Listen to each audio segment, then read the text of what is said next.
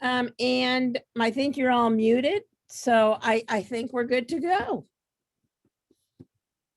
Okay, good evening and thank you for attending tonight's program. I'm Diane Zidman, co-chair along with Wendy Rose of our Tikkun Olam committee. I'd like to thank tonight's program co-chairs, Rich Amen and Amy Platnick. Immediately after Rabbi Serrata's invocation, we'll hear from Julie Webb, lead organizer for RAC Illinois and a member of Macomb Solar Lakeside and BJBE. Julie has worked with our guest speaker, Julie Weil, for years. So without further ado, I turn it over to Rabbi Serrata. Thank you very much, Diane. And it's with some reluctance that I let Julie Webb introduce Julie Weil, because I've also known both Julies for many years and would enjoy introducing you, Julie, myself. But I know Julie Webb will do a fantastic job of that. Do want to say, unlike what Rich Amen said, I have both teams in the final tonight. So my bracket was pretty good. Oral Roberts, I did pretty well. So anyhow, it's good to see you all. Thank you so much for being here tonight. And just a brief word of Torah, but rather than look at this week's Torah portion, which comes from Leviticus and has some really thorny issues to talk about, I just want to look back at Pesach for a moment, to Passover, and to the story of going from slavery to freedom, which we understand is a real change in the way the world looked at God. Right? That up until that time, historically, God was always on the side of the powerful. God was with Pharaoh. God was with whoever the king was in any situation, right? The rooting for the underdog, which many of us have been doing in the NCAA tournament, I suppose, but the rooting for the underdog is something new that Judaism brings into the world. This idea that God wants people to be free. God wants people who are in need to have their needs satisfied. And so as we gather together as people who are interested in Tikkun Olam, in making the world that is into the world that ought to be, we recognize that our heritage teaches us just that. It teaches us that we have a journey that we're on and a responsibility to make the world a better place. And that God is with those who make the changes, who make it possible to feed the hungry, clothe the naked, and make sure that not just our people are free, but that all people are free. And Yehi Ratzon, may this be God's will. And with that, I'm delighted to turn it over to Julie Webb. Thank you. And it really is an honor for me to be passing a midpoint on the torch from Rabbi Ike, from my dear friend Ike, and to Julie Weil, both of whom have been friends for decades and partners in justice for an equal number of decades, because it's part of who they are. So a little information about Julie. Julie Chizower Weil grew up in Highland Park and at Congregation Solel. She worked in the Jewish social justice field for 25 years, helping congregations deepen their community organizing skills and acting effectively on social justice issues. Julie got her start at the Jewish Council on Urban Affairs in Chicago, and then helped to build the field of synagogue organizing as a staff member at the Jewish Funds for Justice, now known as Bend the Arc, and also worked for 11 years as the strategic advisor at the URJ's Just Congregations and Religious Action Center for Reform Judaism. She's also a member of the core leadership team of RAC Illinois at the moment, so we're delighted to have her in that capacity. Julie graduated from Washington University in St. Louis and received a master's degree in social work and a certificate in Jewish communal service from Yeshiva University's Wurzweiler School of Social Work. She and her husband, Rabbi Jeffrey Weil, live in Deerfield and are the parents of Betsy, Ruthie, and Samuel now. I would call him Sammy, but who range in age from 20 to 14. So that's Julie on paper. And I think probably most of you know Julie even longer than I've known her, for many of you, I'm sure. But I just want to say that she brings an extraordinary talent and skill to the work of Jewish community organizing and relational organizing. And I think, but on top of all those skills is truly, it's in her heart and it's in her soul, being called to this work in justice and in justice as a Jew. And so I'm really delighted to learn with all of you tonight from my dear friend and mentor and partner in justice, Julie Weil. Thank you so much, Julie, and Rabbi Serrana and the Social Action Committee for inviting me tonight. It really does feel like I am sitting with old friends. I am sitting with some friends that I've known for a long time. So I thank you all for being here too. It's very sweet of you. I do feel like the best place for me to start out tonight is really by saying how lucky I feel to have grown up at one of Makom's legacy congregations, Congregation Solel. And I don't say that in a token way or flippantly. I say it because I think it has a lot to do with why I've chosen the path I have, and perhaps why you have all chosen to be here tonight. The values and the culture of the congregation surely shaped who I am. And I'm guessing many of you have chosen to be a member of Makom for similar reasons. For me, Solel was a place of action and important ideas about the world. And I'm going to say just a little more about this, not to dwell on myself, but to really relay the power and impact that I think a congregation can really have on a person. So I'm 50. So Rabbi Marks, who may his memory now be for a blessing, was my rabbi through the time of my bat mitzvah. And I will be honest, I was a kid. I don't think then I fully understood what Rabbi Marks was all about, because he had left Solel very soon after my bat mitzvah, before I was, someone who was thinking more deeply about the world. But the members of Solel were drawn to him for a reason, and the spirit of social justice was certainly a big part of the purpose of the congregation, and I did take that in. And it really wasn't until I reconnected with Rabbi Marks in my early 20s and began to work at the organization that he founded, the Jewish Council on Urban Affairs, that I really came to fully appreciate his vision for the city of Chicago and the nation, really, and the Jewish community. I was reading some remembrances after he passed away last week, and I was struck by two ideas.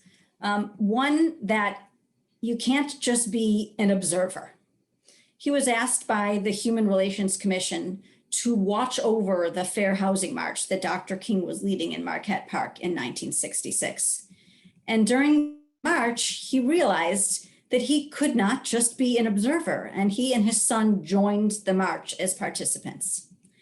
And I think so often we get caught up in having the right opinion about something or being on the right side in our own minds. But it's really not enough. We have to actually do something about our beliefs. So that was one thing I reminded myself of as I was reading this week. And the second thing was that he wrote a letter to the Jewish community who was criticizing him at the time for paying too much attention to the problems of other people and not enough attention to the Jewish community. And his response in a letter was that Judaism that's not engaged in the world is not a Judaism that is worthy of existing. And that is a Judaism that also really resonates with me. And I would say differently, but equally influential at Solel was Rabbi Dov Taylor.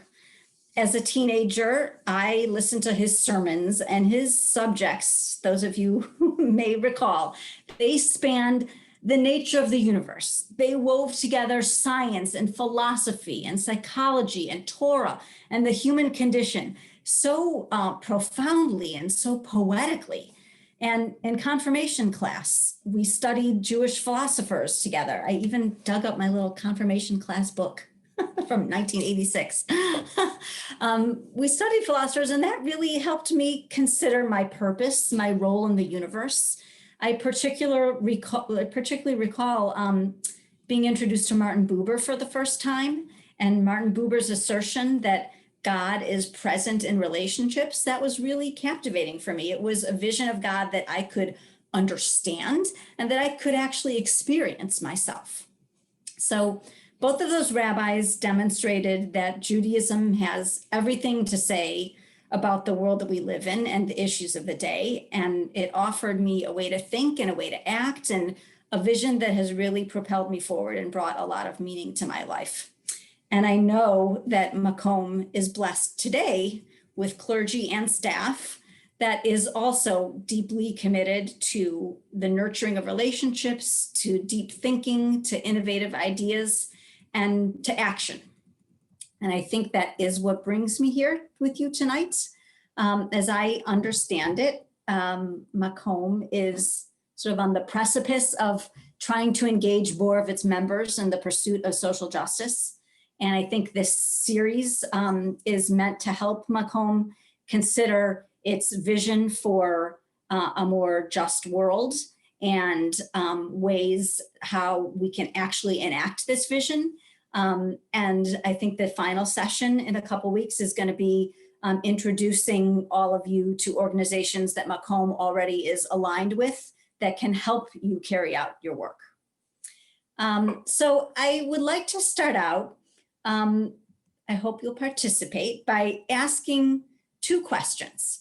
And I won't be able to call on all of you, but I'll call on a couple of you to just get a little bit of a feel for the variety of answers. And if you know how to use the raise your hand mechanism on Zoom, you could raise your hand. And if not, you can just literally raise your hand and hopefully I will see all of you. It's hard to see all of you on my screen, but I will. The first question is, if you could describe a time when you felt powerful in civic life. And if there wasn't a time you felt powerful, if there's a way you could imagine how you'd like to be powerful. Okay, I'll give you a minute to think about it. A time that you felt powerful in civic life. Anybody gonna be brave? Ed Biederman, I see you. Julie, I think the first time that I felt brave and concerned was the first time when I was old enough to vote in a national election, and I was taken up by the swell of President Kennedy. And awesome. That was the first time I voted, and I felt engaged, and I felt beyond actually my Judaism, but I felt for the concerns of our country. That was the first time I felt that I Fantastic. Can remember. Fantastic, and so incredibly relevant today. Thank you, Ed. Julie, the next person is Alice and then Rhonda. Great. Alice Cohn, go ahead. Yeah. Well, I'm going to talk about also a voting experience, kind of, but really just this last election, I really, got involved with the civic engagement that Macomb was doing. And I felt that that was really powerful. I felt like we made a difference. You did. Yeah. I mean, that's fantastic. And I was following that, and I was doing some of it myself too. So thank you for doing it. Thank you. Rhonda? Yeah, thank you. So I was an English teacher at a middle school for 25 years. And the last 10 years, I was the co-sponsor of what we called the Builders Club, which was a club that was connected to the Kiwanis Club. And our motto was build a better community. And just watching 6th, 7th, and 8th graders learn what it's like to do community action and social action was really very empowering. And most of our projects were small and didn't really involve collecting money. It involved doing action for people. And then I remember when we went into virtual learning and just how awful it was. I'm sorry to say as a teacher that I really did not like it. And I told my husband how helpless and useless I felt during COVID. And he said, well, we have a cousin who needs your help. So find a way to help. And we started a meal train for him that lasted until he became very ill. But just, seeing things in a smaller picture sometimes, seeing things through the eyes of children, and then seeing things where you're just, impacting, the people you love, and you see the changes in those people and the people around you. That's great. Fantastic. Thank you. It's so true that like when I'm always, when I'm able to help somebody, I actually feel grateful. I can actually do something about something. So it helps me too, makes you feel powerful. It's true. Thank you. Okay, I'm going to ask a second question, slightly different.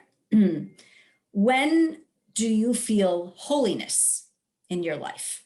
When have you felt holiness in your life?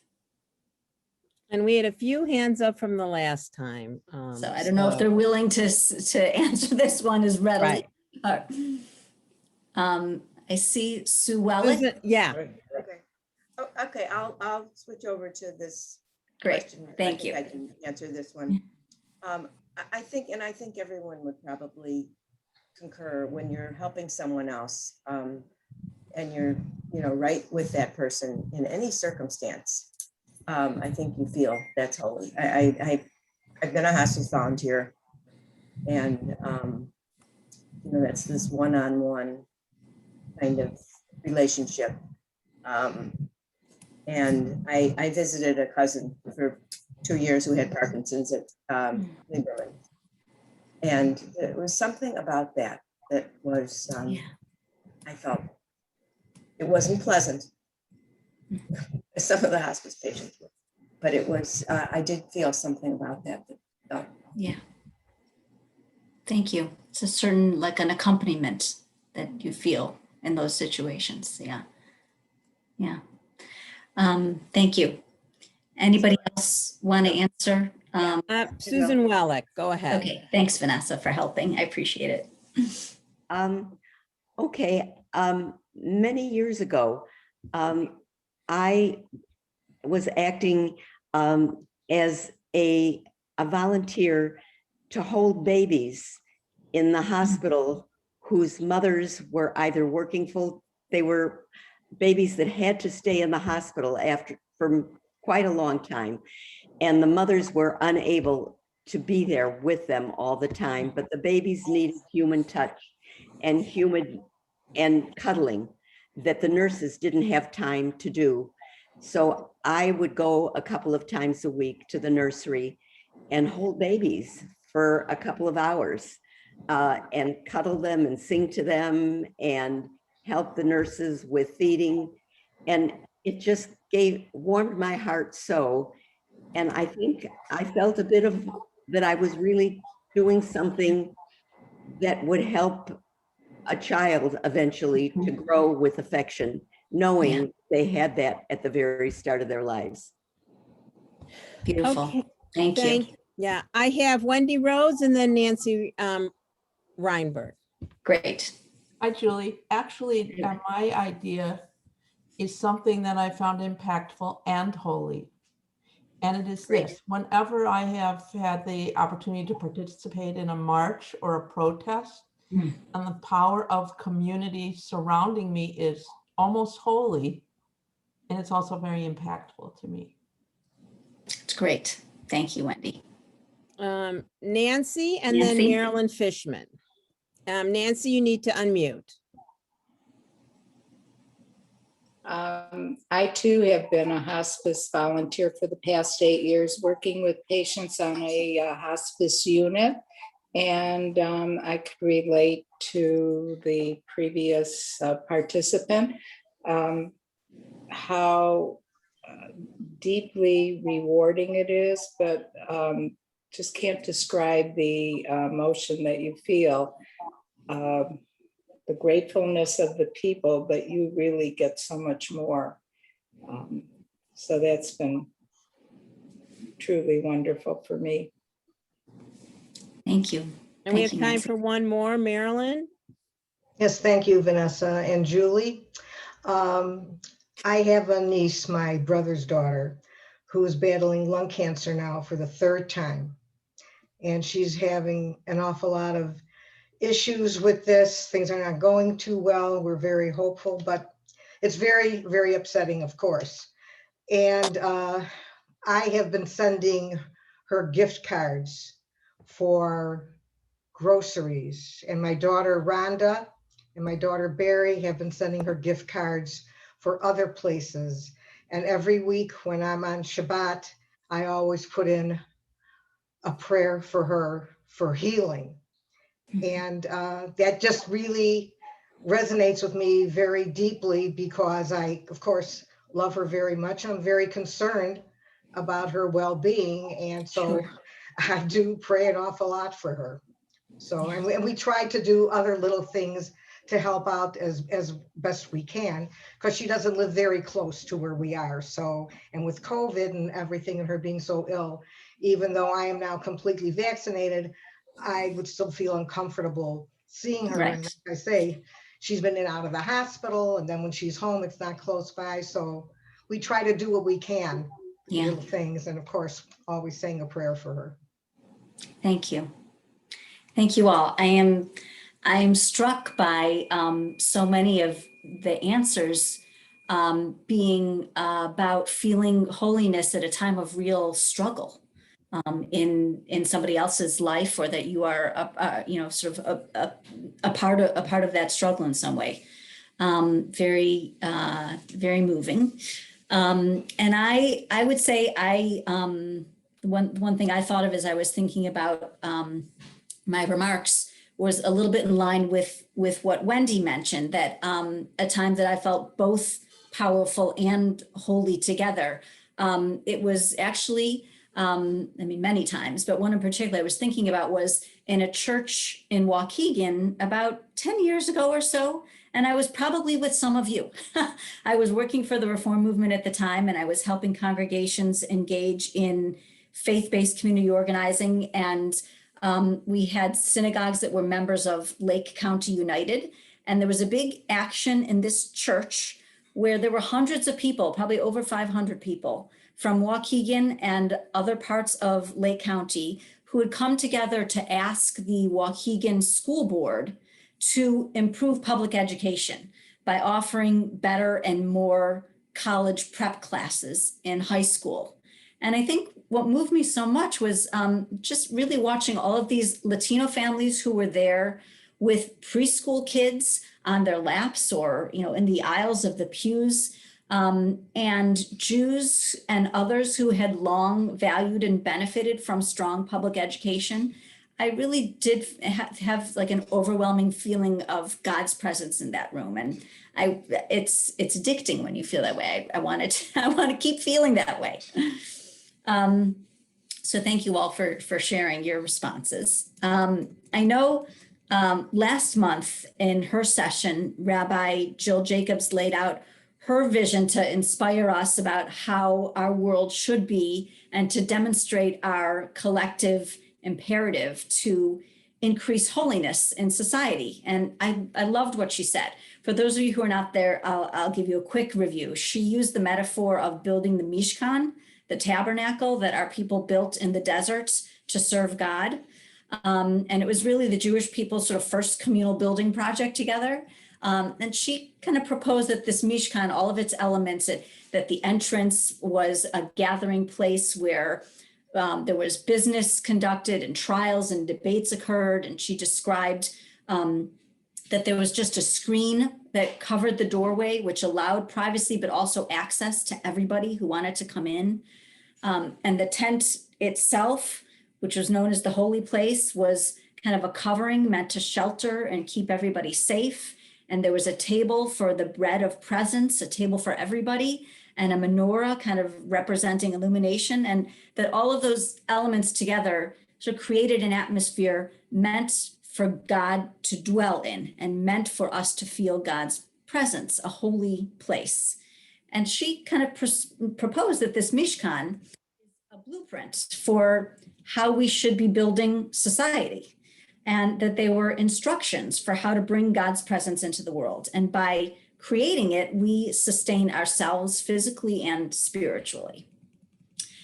And I think about that vision and I compare it to what is going on in our country today. We all certainly know that our country has really always been plagued by xenophobia, by racism, by white nationalism, corruption, greed, selfishness, an endless list. If you ask me, kind of a misunderstanding or a misread of individual rights that should prevail over communal well-being. These problems have been with us since our founding. And I certainly believe that the story of our country is one of constantly seeking to perfect an imperfect democracy. And for most of our history, we have moved forward, delivering democracy's promise to more people in our country. But I do think that democracy itself is facing challenges right now that we have not seen in a long time. And it seems to me that in the most recent years in our country, our sort of national temple, our temple of democracy, has been, like the temple, defiled, further defiled. And I do not claim to be a scholar about democracy at all, but I think I can name some of the sort of difficult trends that you likely see, that we typical Americans can all see. One, really how we feel about each other as Americans. As we see each other through media, it affects how we feel about our cities, about our government, about our country. There's such cynicism and distrust of one another, and it kind of chips away at our own sense of human dignity and our belief that people are mainly trying to do the right thing. Instead we feel sort of pinned against each other. So that's one, overarching feeling I've had. Obviously, for the first time in our history, we've failed to have a peaceful transfer of power because so many Americans disagree on what the truth is. It is almost unimaginable. I don't have to describe that to you, I'm sure. And I would say another sort of a third trend that I've been seeing is a little bit that we're kind of seeing some of our flaws of our founding fathers' construction of our government. They're sort of revealing themselves. For example, having 2 senators per state and the Electoral College and having voting procedures determined by state governments. All of these ideas were ratified 230 years ago when half of the original 13 colonies had economies that were based on slavery and that the overall population was mostly rural. That's just not who our country is today. And just to kind of illustrate how that's playing out, our Senate right now, although each party effectively holds 50 seats, there are a couple independents, but they seem to lean with the Democrats. The Democrats represent 41.5 million more Americans than the Republicans do in a nation that's like 325 people, something like that. But the Republican Party, which represents far fewer people, seems to have outsized power. And we are very dangerously close to what I would call minority rule. And I'm not just the one calling it. I've been reading a lot about this. And if you guys haven't read Heather Cox Richardson, she's a historian who teaches at Boston College. And she has like a daily blog where she just talks about what happened in the day and how it relates to democracy and how we've seen it in the past 200 years and how it's playing out today. She's brilliant. But she's made the point that, just for example, I'm just talking about the control of the Senate, that, 77% of Americans liked the American Rescue Plan. No Republicans voted for it. And it passed only because it fell into that category of being able to be passed through budget reconciliation. But other legislation is not going to have that possibility. 84% of Americans believe in background checks for gun purchases. 79% want the government to fix our infrastructure. 68%, I mean, these are overwhelming majorities of people, want to replace our lead pipes and support tax credits for renewable energy. But Republican lawmakers oppose these popular measures, and they will not pass in our current Senate because of the filibuster. And I'm truly not trying to be partisan here. I honestly feel this would be a problem if it were the other way around as well. And there are just flaws in this system that I think are hard to fix because the people in power right now don't want to fix them. And then just the last thing I'll mention in terms of thinking about our democracy is the actual literal suppression of democracy going on right now, these voter suppression laws. I'm sure you are all familiar in 2013 that the Supreme Court's ruling of Shelby versus Holder really weakened our Voting Rights Act and makes it much easier for states with the history of voter suppression to change voting laws to suppress votes further. I think there's something like 250 bills right now that would restrict voting laws in 43 different states. And I'm guessing that you also read that just last week in Georgia, the governor, Brian Kemp, signed his state's new voter suppression law last week. And I was sort of blown away by this. I read something that pointed out that when he signed this bill, he was sitting at this polished table with 6 white men around him underneath a painting of the Callaway plantation that at one time had 100 Black people that were enslaved there. And as these white men were signing this bill, at the same time, the Georgia State Representative, Park Cannon, who is a Black female lawmaker, was like knocking on the door, sort of protesting what was going on and that he was doing this in private. And she was actually arrested and dragged away from the governor's office. I mean, it's just unbelievable. It's almost out of like a cartoon or something. And meanwhile, I mean, there are some very good things happening that the Democrats are trying to shore up voting rights with this HR 1, the For the People Act of 2021, which would be kind of a sweeping measure that would make it easier to vote and curtail gerrymandering and make elections more secure and reform the campaign finance system. And then there's the John Lewis Voting Rights Act, which would restore parts of the Voting Rights Act that Supreme Court case gutted. But again, neither of these bills will pass the Senate unless the Democrats modify that filibuster rule, which permits Republicans to stop legislation unless it can muster not just a majority, but a supermajority of 60 votes. So, and I mentioned these last two things because some of you may already know that the reform movement is about to initiate a big campaign to push for voting rights. And I am guessing that it is something that Macomb might want to get involved in. So all that to say, there is a lot at stake right now. And I'm going to mention my dad, who's on here, I think, who's 81. He said to me a few weeks ago that he's so worried about the world that his generation is leaving to his children and grandchildren and great-grandchildren. And it made me feel so sad for him to feel this way. But I think that he's really reflecting what so many of us feel, what's keeping us awake at night. It is very hard to not feel discouraged, overwhelmed, and hopeless. But I really feel that the only response that we can have to all of this is for us to further engage in the democratic process and to engage in civic life even more. And I think we have to remember to believe in ourselves and in our power. You've all talked about how you feel powerful, what makes you feel powerful. We have the power to make a difference. And I believe in our ability to build this Mishkan that Rabbi Jacobs talked about.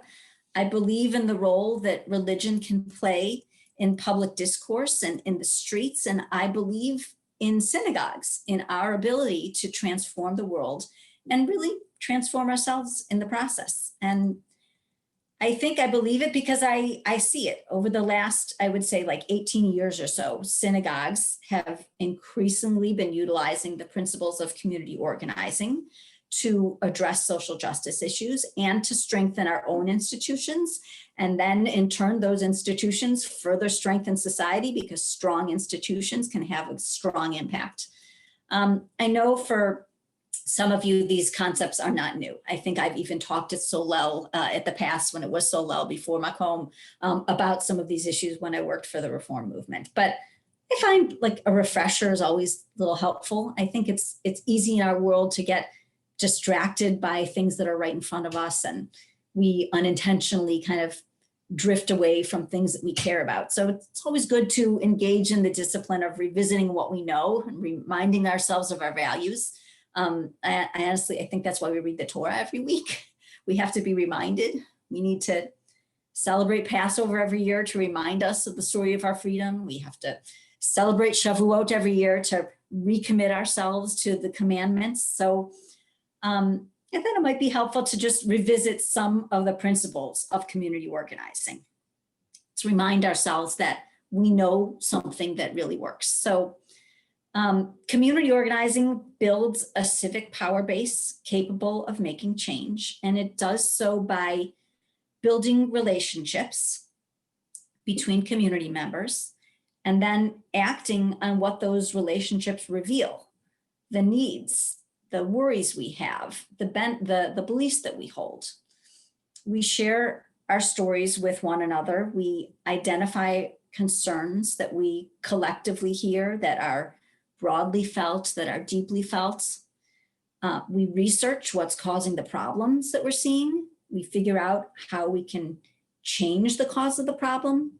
We identify allies who also experience the problem, and we act together. Hopefully we win some, and then we can reflect on what we learned through the process. We evaluate, we celebrate, and we start all over again. That is the cycle of community organizing. And through this process, we learn a lot. We learn how to pinpoint unjust or inhumane laws or policies or budgets or whatever systems there are that are holding us back. We shine a light on structures that put the vulnerable at risk. And really by understanding who controls the levers of power, we can determine on whom we need to apply pressure or with whom we need to work in order to change the status quo. It's a very different way of acting in the world. It's really our relationships leading us, connecting to people, knowing people, acting on our values together, and really, going back to Martin Buber, feeling God's presence in those relationships, which so many of you illustrated so beautifully when you talked about when you felt holy.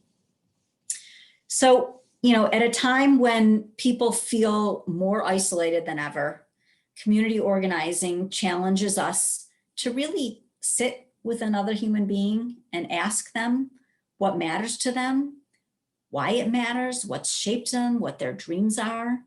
And engaging in these conversations really helps us build communities in which members kind of know each other beyond the friendly, Shabbat Shalom when you see each other at services. We become like responsible for each other. We kind of have a claim on each other. And it also, enables us to ask ourselves and one another, what are we willing to do together? What are the real opportunities to act together? And I know, developing our sense of curiosity about one another, it really can transform our own lives and our own communities. It can feel risky for sure. It seems a little counterculture to speak so honestly with another person, maybe another person who you don't really even know well yet. But it has also contributed to our congregations being places where we can really hear people, see people, and know people in ways that really epitomize what is sacred about a faith community. And it's also a great way to bring new people in, draw people in, cultivate new leaders who we might not otherwise know about. We might not know their interests. We might not know their talents, what they've done in their life if we've never had a conversation with them. And finally, we organize so we can build sacred relationships, not just within our own communities, but across lines of race and faith and economic position. Certainly, it is strategic and true that we are more powerful when we act in partnership with others, but it's also really deeply in our values to see the divine spark in one another and to get proximate to hear stories that are different from ours, and to come to more fully understand how our lives and our well-being is really intertwined with the lives of other communities and other faiths. And I mean, to be honest, in a world where unfortunately anti-Semitism does still exist, it does help us feel less vulnerable when we have a web of communal relationships. And if we do this process right, it really can be transformative. Laws are passed or revoked. It really changes lives, and it changes our lives too.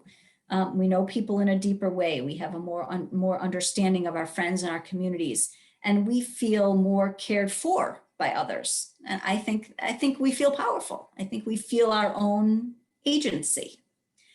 And over the years, this kind of organizing really does get results.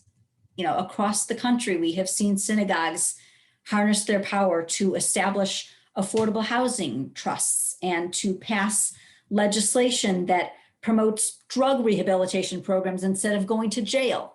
The state of California passed a huge bill, the Clean Energy Act, ensuring that California reaches 100% clean carbon-free renewable energy by 2024. That's in 3 years. It's amazing.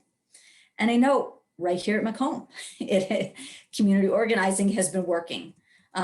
You guys have all been part of your own work and work with RAC Illinois that ensured equitable access to financial aid for higher education for immigrants, for transgender folks, for African-American students. You passed a law that ensured that victims of domestic abuse can report crimes without the fear of deportation. And your engagement, somebody mentioned already last summer and the fall, in voter registration and voter turnout made a huge difference. And honestly, just in January, you ended money bond in Illinois, bail, which is such a huge win. And there's been more. There's definitely been more. So I look at Macomb today. I see two remarkable legacy congregations that have come together, each with a strong record of activism. And you came together with a great vision for the future. And just before the pandemic, I think, were at the cusp of really using relational organizing to build relationships, to truly create one united congregation. And then the pandemic hit. But I would say, thankfully, I think our world is opening up slowly. Even if it isn't, we've learned how to connect on Zoom. So let's continue this legacy. Let's write the next chapter. Let's stake a claim on one another. Let's not be observers, and let's build that world that we want to live in. It is definitely urgent, and let us meet that urgency with love, with caring, with faith, and with action. And I look forward to working with all of you in doing that. And I'd be happy to, talk further, answer questions, hear comments, anything that's on your mind. I think Vanessa is. Right. So Rabbi Evan is here. He's ready to ask some questions. And you can, if you have other questions, you can chat them to me or to Rabbi Evan. And I would be remiss if I did not welcome all of our guests from other congregations. So Julie, we're trying to widen the circle. And so welcome to everybody. Rabbi Evan, take it away. Julie's a big draw, so this was a good way to do that. And I'm struck really by kind of what you said just there at the end about relational building and bringing together two congregations. The truth is, yes, it was happening right before COVID, but it actually happened in the buildup to June, and it was really critical the model of community organizing relationships really helped make this possible. I can't remember how many we must have had about 18, I think, task forces. And each of those task forces was relational. And it was a really critical way of kind of building those ties, which has done so successfully. So you're right, that it just helped us extraordinarily in the process. And that was just really a powerful, I think, reminder and of the principles of community organizing. But also, I think that for me, got me thinking about how community organizing can really address the really we have now. And you talked about, right? And when you were talking about the electoral college, the difficulty, differences in representation, the 40 million plus difference. I mean, how those are, at least to me, it seems like really core structural issues. How does that change? From my major in history, but I, forgot probably more than I remember. But how it's 2/3 or 3/4 of state legislatures have to approve amendments. I mean, how do these big issues really change, and what kind of incremental steps make a difference? I guess it's my question, and I want everybody. Yeah, I mean, that is a great question, And I, unfortunately, I think those huge issues take quite a lot of time and quite a lot of organizing and quite a lot of commitment, because that is quite a lot of change. But I mean, we have seen big changes happen. And I've really been kind of wondering this question myself, and thinking about, I certainly know the reform movement has had a, long-term commitment to voting rights.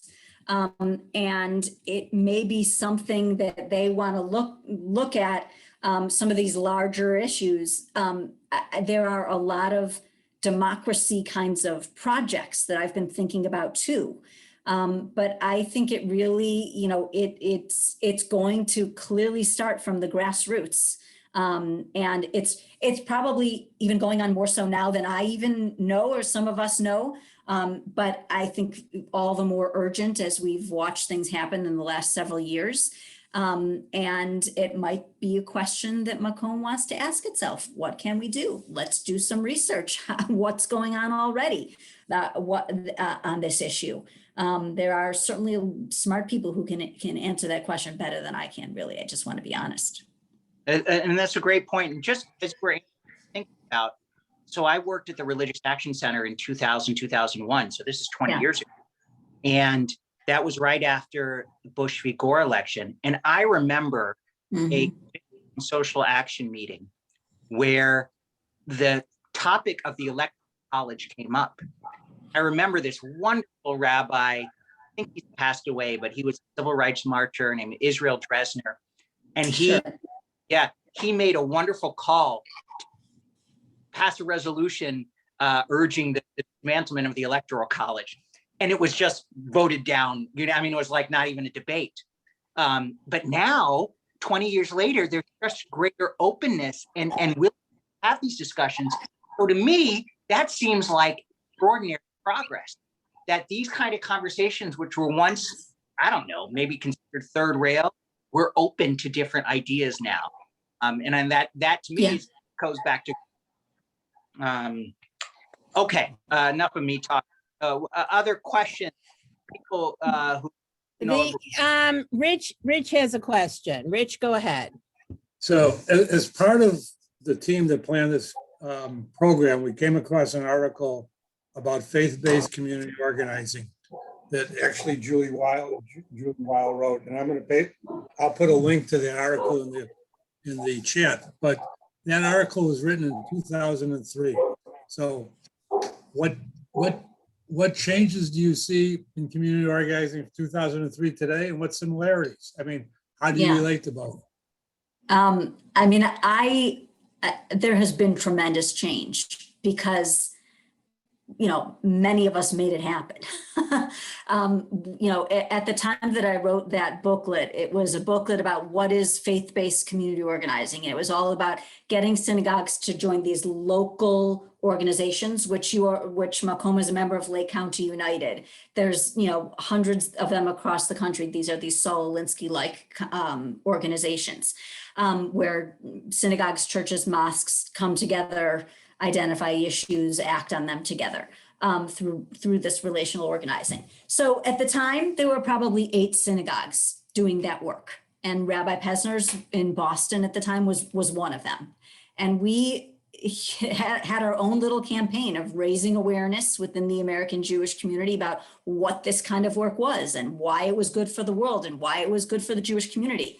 And we slowly got more and more synagogues involved. And then Rabbi Pesner had this idea like, hey, what if this was actually a reform movement project? We'd have access to 875 reform synagogues and all of their conferences and biennials, and we could be training people. And he created what was called Just Congregations. And I would say after 6 or 7 years, 300, 400 synagogues were involved in this faith-based organizing model. And it still has tremendous benefits. But I think we also saw that the Jewish community wanted to be organizing itself a little bit more, and that we saw that changes were maybe not so possible on the federal level at the time, but that state change was more possible. So we created these statewide organizing entities, RAC Illinois being one of them. RAC California was the first one in 2013. And there are now hundreds of synagogues doing this work. So the world really has changed. And I'm proud of it. And it's not easy. It's got its drawbacks, but on the whole, tremendous benefits for the world and for our community. I hope that answers the question. I would add not only what I've noticed. In fact, just talking about this yesterday. It's not just the reform movement that's changed. I mean, in the last 20 years, or even since the entire Jewish community has changed tremendously. The kind of social justice infrastructure, the number of organizations, the power and the absolutely of the organizations, it's mind-boggling. I mean, it's a very different community. Yeah, and I'll say, I'm going to bring that back to Rabbi Marks, who created JCUA, who then created an entity to help other local communities create JCUA-like organizations. And there are scores of them now as well. I mean, it's amazing. I mean, JCUA was like 40 years ahead of its time. I mean, it's just remarkable. I mean, it was so far ahead of where, the Jewish community is just catching up to what JCUA did. It's remarkable. Okay. Other questions? Well, I don't see any, and usually I'd be a little bit, but we have a few other things to do, and I know that some people are waiting to go to that basketball game. So I don't see any. I know that we have, I do want to tell everybody that here is the registration for our next, I'll put it in the chat. So feel free to register and come back on April 19th. And Diane, if you want to unmute for a hot minute and tell us what's going to be on April 19th. Well, I think Julie kind of outlined it for us that we are going to have some speakers from different organizations and chances to really get involved. So it's not just sitting back and listening, it's going to be involvement. So we look forward to seeing you. There'll be lots more information. Follow your Macomb at home. And I personally, on behalf of everyone here, Julie, it was phenomenal. You are so inspirational, so real. We love you. Thank you. Thank That's you so so much sweet for being with us. I love being here. So thank you. Let's make a habit of it. Get an open invitation. I also have a quick poll. You can quickly take it that we give it all of our Tikkun Olam. And Rabbi Ike, you're on deck for the benediction. Oh, by Cantor J. Right. Oh, and to Cantor J. I think, is he before me? That's not what I have, but Oh, you're, no, followed by Cantor. You're first, Rabbi, and then I'm Cantor. first, right, okay. So that's great. So I had to leave for a couple of minutes there because the executive committee is meeting tonight, but they are thrilled to hear that there were 54 screens up over here and sad that they're meeting. So they would really like to be here with us. But they always meet on this Monday night, and so they have that clear. So at any rate, delight to be here with all of you and to be able to share these moments. And it occurs to me that we should not let the evening pass without counting the we are in this on this journey, right? That starts with leaving Egypt and Pesach and go 7 weeks until we reach Sinai. So we count 49 days, 7 times 7 weeks. But really, the key to this is recognizing the journey. That right, as you guys were talking about how the community has changed over the years, how much there's been, how much community organizing has been done, and how much more there is to do to get to where we want to be. So the Omer reminds us of that, reminds us of taking it step by step, person by person, little by little, building strength, building community, and going forward until we reach the promised land, however many years that may take. So today is the day, the 9th step on that journey from slavery in Egypt to revelation at Sinai. We say this blessing, Baruch atah Adonai melech ha'olam, asher kidshanu b'mitzvotav v'tzivanu al sfirat ha'omer. This is the 9th day, 1 week and 2 days of the Omer, with 5 weeks and 5 days left till we reach revelation at Sinai. May it be not more than that till we reach justice in the world, in our community. Amen. Tanner J, are you still there, sir? I am. And I have a very short and a very sweet song to wrap things up. Yasher Koach to Julie Weil, just wonderful. So you have the lyrics here of a song that we sing at Jewish summer camps and youth groups, and it has these 2 Hebrew words, Kehila Kedosha. Julie asked us about holiness and when we feel powerful, and I think we all were reminded the power of community. And so a kehila is community, kedosha means holy. So this song is also a musical reminder of the power of community organizing and the power of our purpose together. It goes like this. If you are Atem, then we're Nitzavim. We stand here today and remember the dream. If you are Atem, then we're Nitzavim. We stand here today and remember the dream. Kehila, Kedosha, Kehila, Kedosha,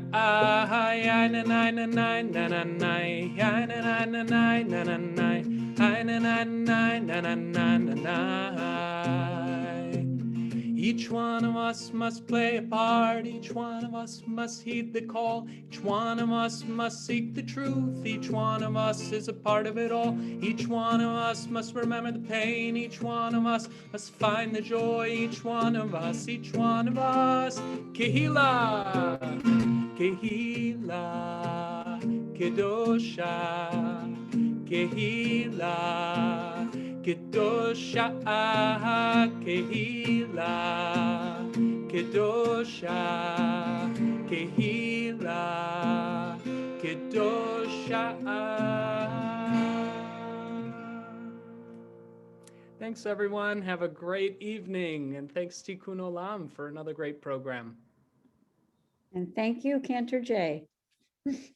Thanks to everyone who participated tonight, and have a wonderful Thank you all so evening. much. Thank you all. Thank you for coming. Thank you, Julie. Thank you, Julie. Thank you, Julie. Thank you, both rabbis and Cantor. It was fabulous. This was wonderful. It was a beautiful evening. I'm truly inspired. Very inspiring. Very great. Thank you, Wonderful. thank Thank you. you. Take it in, Julie, take it in. Thank you. Thank you. Oh, she cute. We got to Good night, remember how we everyone. feel. Got to remember how we feel that we're gonna Yes, together. we felt very. Thanks, hopeful tonight. everybody. Mm.